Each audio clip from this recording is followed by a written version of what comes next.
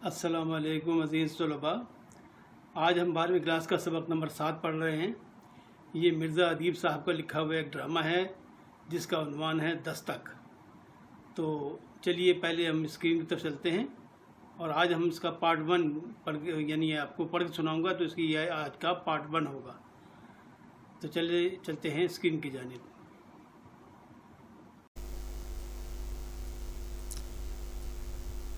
बच्चों, हम स्क्रीन पे आ गए हैं। तो आज ये 12वीं क्लास का सबक नंबर 7 है। ये मिर्ज़ा अदीब साहब का लिखा हुआ एक स्टेज ड्रामा है, उसका नाम है दस्तक। तो मैं आपको ये पढ़ के सुनाता हूँ। आज इसका पार्ट 1 है, इसमें हम आपको ये पढ़ के सुनाएंगे। इस ड्रामे में 3 किरदार हैं। एक है डॉक्टर ज़ैदी, दूसरा किरदार बेगम ज़ैदी और तीसरे डॉक्टर बुरहान। मंज़र इसका कुछ यूँ है कि डॉक्टर ज़ैदी साहब का कमरा है। डॉक्टर ज़ैदी साहब पलंग पर गाँव तकिए से टेक लगाए बैठे हैं। उम्र 55 के लगभग, फ्रेंच कट दाढ़ी, चेहरे पर नकाहत नुमायाँ। इस वक्त उन्होंने कंबल लपेट रखा है। पलंग के पास छोटी मेज़ पर मुख्तलिफ़ शीशियाँ पड़ी हैं। रात तूफ़ानी, तुंद व तेज़ हवा का मुस्तकिल शोर हो रहा है। रात तूफ़ानी, तुंद तेज़ हवा का मुस्तकिल शोर हो रहा है। बेगम ज़ैदी आराम कुर्सी पर बैठी किसी रिसाले का मुताला कर रही हैं। उम्र 50 के करीब, सर्दी की वजह से शाल ओढ़ रखी है। डॉक्टर किसी सोच में डूबे हुए यकायक उनकी नज़र सामने दरवाजे पर जा पड़ती है, जिस पर नीले रंग का पर्दा पड़ा हुआ है। बेगम उन्हें देखती हैं और फिर रिसाले की वर्कगर्दानी करने लगती हैं। डॉक्टर साहब कुछ कहते हैं मगर बहुत आहिस्ता, सिर्फ उनके होंठ हरकत करते दिखाई देते हैं। फिर कंबल अपने जिस्म से हटाने लगते हैं। बेगम की नज़र पड़ती है। बेगम, क्या है ज़ैदी? ज़ैदी, दस्तक सुनी? बेगम, दस्तक? ज़ैदी, सुनी नहीं तुमने? डॉक्टर साहब के हाथ रुक जाते हैं। बेगम, हो तो सुनो भी, कहाँ है दस्तक? ज़ैदी, कहाँ है दस्तक? ये क्या कह रही हो तुम? देखो तो जाकर, कोई आया है दरवाजे पर, कोई खटखटा रहा है दरवाज़ा। बेगम, कोई नहीं है। ज़ैदी, साफ आवाज़ आ रही है। नहीं जाना चाहती तो मैं खुद। डॉक्टर साहब कंबल हटाने लगते हैं। बेगम रिसाला कुर्सी पर रखकर उठती हैं और उनकी तरफ आती हैं। क्या कह रहे हैं आप? ज़ैदी, देखता हूँ दरवाजे पर कौन है, तुम तो जाते ही नहीं। बेगम, मेहरबानी करके बैठे रहिए, दरवाजे पर कोई भी नहीं है। ज़ैदी, तो ये दस्तक? बेगम इनके गिर्द कंबल लपेटने लगती है। बेगम, तेज़ हवा का शोर है। तेज़ हवा दरवाजे पर दस्तक दिया करती है, तुम जाके देखो तो ज़रा। ज़ाहिद साहब फरमाते हैं, ज़ाहिद साहब क्या कहते हैं?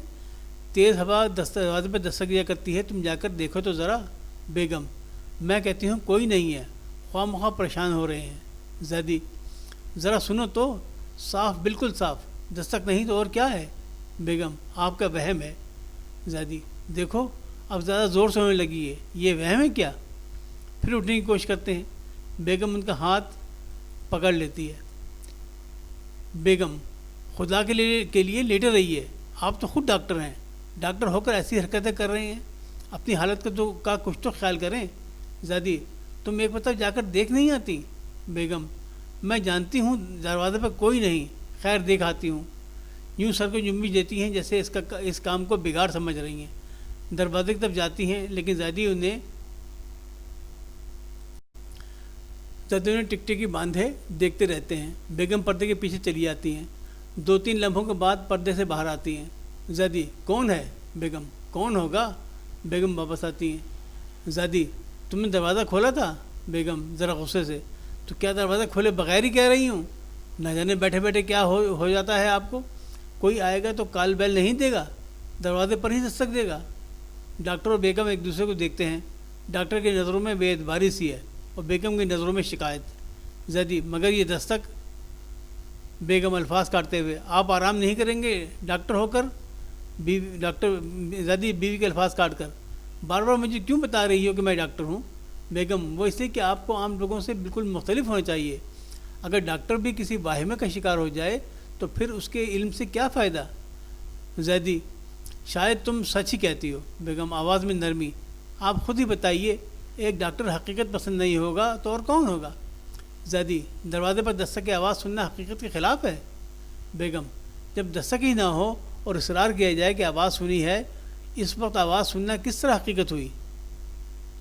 ڈاکٹر سر جھکا کر اپنی پیشانی پر ہاتھ رکھ لیتے ہیں۔ بیگم انہیں دیکھتی رہتی ہیں۔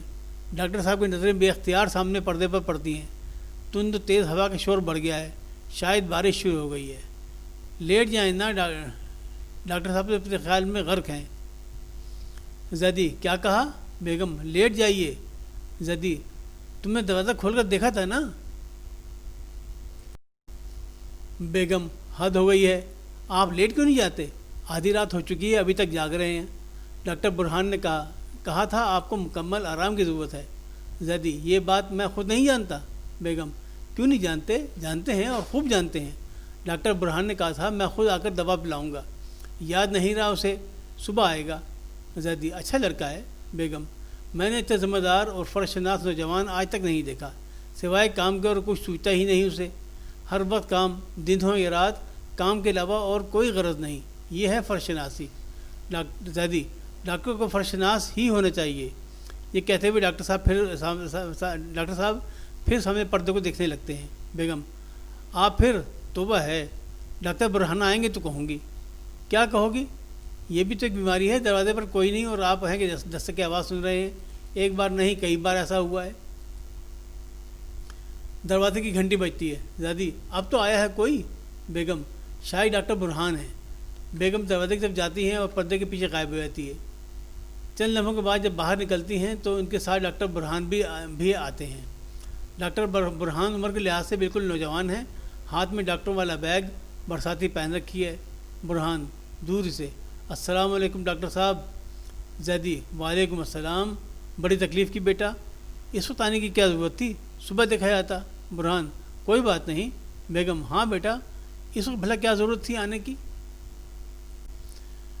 برہان: آج شام سے پہلے 2 کیس ایسے آ گئے کہ فرصت ہی نہ ملی، بڑا مصروف رہا۔ برہان آگے بڑھتے ہیں، بیگ چھوٹی میز پر رکھ دیتے ہیں۔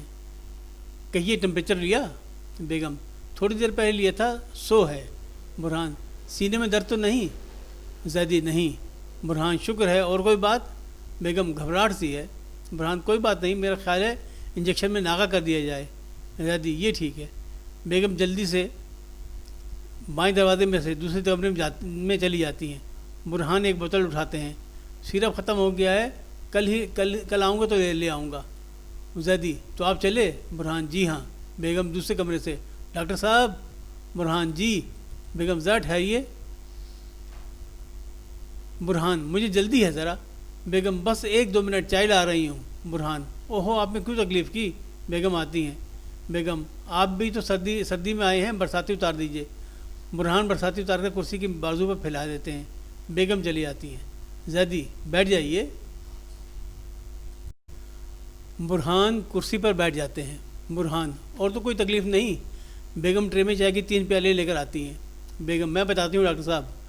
ٹرے برہان کی طرف بڑھاتی ہیں، وہ ایک پیالی اٹھا لیتے ہیں۔ بیگم دوسری پیالی شوہر کو اور تیسری پیالی اپنے دائیں ہاتھ میں لے کر خالی ٹرے جھک کر میز کے ساتھ لگا دیتی ہیں۔ برہان گھونٹ لے کر: آپ کیا بتا رہی تھیں؟